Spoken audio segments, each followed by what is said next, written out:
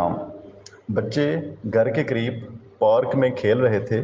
اس وقت ایک بچہ ایک بڑی سی چھڑی کا سہارا لیے ہوئے ان کے قریب ہوا۔ نیما اور پویا رک گئے اور تالیاں بجاتے اور ہنستے ہوئے کہا، یہ بچہ لنگڑا ہے، لنگڑا بھی ہے اور دیوانہ بھی۔ بچے نے کچھ نہ کہا، وہاں سے گزر کر چلا گیا۔ پویا کے والد گھر میں پویا کے اس کام سے بہت غصہ تھے۔ اس قدر غصہ تھا کہ اسے کل پارک میں کھیلنے کی اجازت بھی نہ دی۔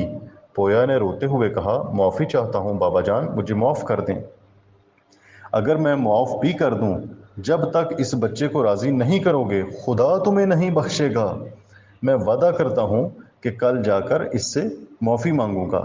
اگلے دن اس نے، جب وہ بچہ لکڑی کے ساتھ جو چل رہا تھا، اس کی ٹانگ میں فریکچر آیا ہوا تھا، اس سے جا کے معذرت کی اور اس کے کندھے پر تھپکی دی اور ساتھ اس کے بیٹھ کے لنچ کیا اور اس سے معذرت بھی، دلی معذرت کر لی اور کہا کہ آئندہ میں آپ کو کبھی برے نام سے نہیں پکاروں گا، کیونکہ میرے بابا نے مجھے سمجھا دیا ہے کہ قرآن پاک کی سورت حجرات آیت نمبر 11 میں اللہ تعالیٰ کا واضح حکم ہے، ترجمہ، ایک دوسرے کو برے نام اور القاب سے مت پکاریں۔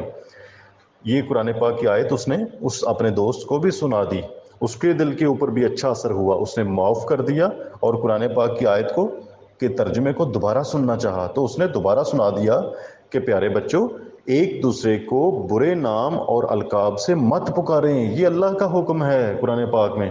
کیا آپ اس بات کا خیال رکھتے ہیں؟ مجھے بتائیے ذرا، آپ نے کبھی کسی دوسرے بچے کو برے نام سے تو نہیں پکارا؟ آپ سیدھا نام لیتے ہیں اس کا؟